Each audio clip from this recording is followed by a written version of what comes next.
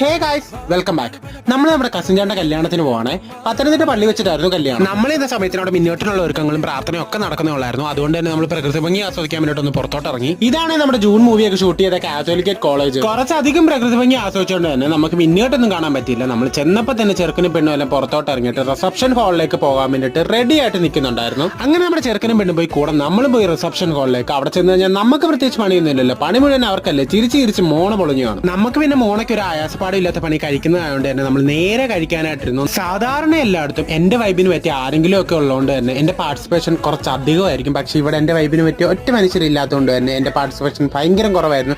എനിക്കത് നല്ല വിഷമമുണ്ട്. ഇതൊക്കെ കഴിഞ്ഞ് നമ്മൾ അവിടെ ഒരു ഗെയിം കളിച്ചു. ചേട്ടൻ ചേച്ചിയോടെ ഒക്കെ ഫോട്ടോ എടുത്ത ശേഷം നമ്മൾ തിരിച്ചു വരാനായിട്ട് ഇറങ്ങി.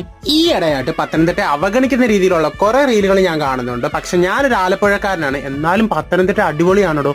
പത്തനംതിട്ടയുടെ ഭംഗി കാണണമെങ്കിൽ അറ്റ്ലീസ്റ്റ് പത്തനംതിട്ട ബസ് സ്റ്റാൻഡിലെങ്കിലും പോയാൽ മതി. Okay, by.